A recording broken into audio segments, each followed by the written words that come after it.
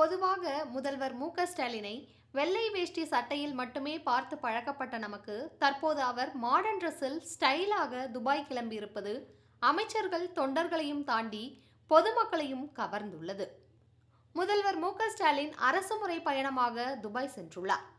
கடந்த 2021ஆம் ஆண்டு அக்டோபர் 1ஆம் தேதி துபாயில் உலக எக்ஸ்போ கண்காட்சி தொடங்கியது. அது இந்த மாதம் மார்ச் 31 வரை நடைபெற உள்ளது.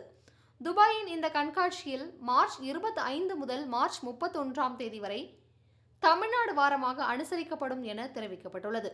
அதனால் துபாய் உலக எக்ஸ்போ கண்காட்சியில் தமிழ்நாடு வார நிகழ்வுகளை துவக்கி வைத்து தமிழ்நாடு அரங்கினை திறந்து வைப்பதற்காக தமிழக முதல்வர் ஸ்டாலின் இன்று துபாய் சென்றுள்ளார்.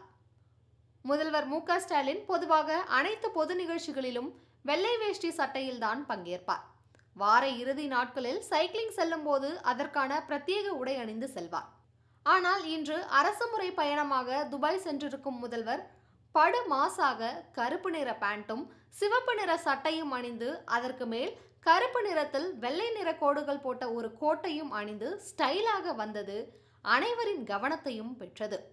இதுவரை இவ்வளவு மாடர்னாக உடை அணிந்து முதல்வரை பொதுவெளியில் பார்க்காததால் அமைச்சர்கள் அனைவரும் வியந்து பார்த்தனர். மேலும் துபாய் புறப்பட்ட முதல்வருக்கு வாழ்த்து கூறி பொன்னாடை அணிவித்து பூங்கொத்து மற்றும் புத்தகங்களை கொடுத்து அமைச்சர்களும் எம்பிக்களும் வழி அனுப்பி வைத்தனர்.